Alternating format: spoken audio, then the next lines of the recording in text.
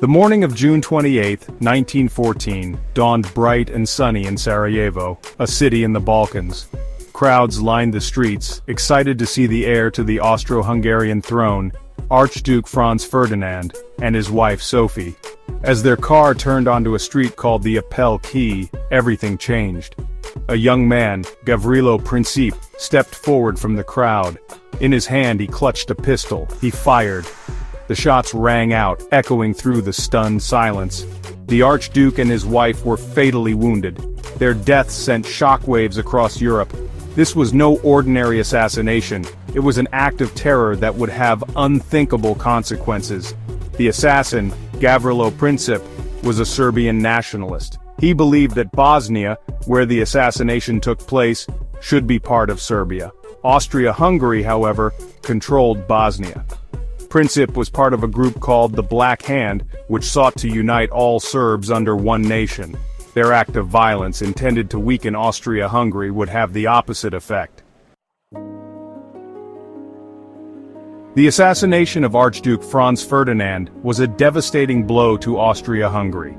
The Austro-Hungarian government was outraged. They blamed Serbia for the assassination, believing that the Serbian government had supported the Black Hand. Austria-Hungary saw an opportunity to crush Serbian nationalism and strengthen its own power in the Balkans. Austria-Hungary issued an ultimatum to Serbia. It was a list of harsh demands, designed to be unacceptable to the Serbian government. Serbia tried to negotiate, but Austria-Hungary was determined to punish the nation. On July 28, 1914, Austria-Hungary declared war on Serbia. The Austro-Hungarian declaration of war was a pivotal moment. It set in motion a chain of events that would plunge Europe into the deadliest conflict the world had ever seen. A network of alliances, forged over decades, transformed a regional conflict into a global war. Europe in 1914 was a web of alliances. Countries had pledged to defend each other in case of attack. Austria-Hungary knew that Germany, its powerful ally, would back it up in a war against Serbia. Serbia, in turn, had an alliance with Russia. Russia, feeling obligated to protect its fellow Slavic nation, began mobilizing its army. Germany, fearing a two-front war against Russia in the east and France in the west, issued ultimatums to both countries. They demanded that Russia cease its mobilization and that France remain neutral. When both refused, Germany declared war on Russia on August 1, 1914, and on France 2 days later. Great Britain, bound by a treaty to protect Belgium's neutrality, declared war on Germany on August 4, after German troops marched into Belgium on their way to attack France. The Ottoman Empire joined the Central Powers of Germany and Austria-Hungary shortly after. Within a month, almost all of Europe was at war. Section 4. The Seeds of Conflict, Maine. The assassination of Archduke Franz Ferdinand was the spark that ignited the First World War, but the underlying causes ran much deeper.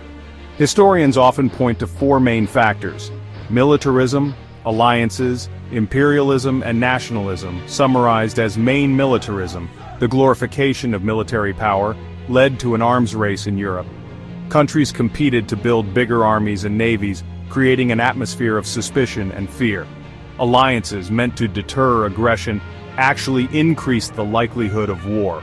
When one country declared war, its allies were obligated to join, leading to a domino effect. Imperialism, the competition for colonies and resources, created rivalry and tension between European powers. The scramble for Africa and Asia led to numerous conflicts and near wars in the years leading up to 1914. Nationalism, the intense pride in one's nation, fueled a desire for self-determination and independence, particularly in the Balkans, where ethnic groups chafed under foreign rule. Section 5. The Great War, a Preventable Tragedy. The First World War was a catastrophe of unprecedented scale. Over 4 years of brutal conflict, millions of soldiers and civilians lost their lives. Empires crumbled, economies were shattered, and a generation was scarred by the horrors of war. The world would never be the same. The assassination of Archduke Franz Ferdinand set in motion a chain of events that led to war. but it is essential to remember the complex interplay of factors that made this conflict possible.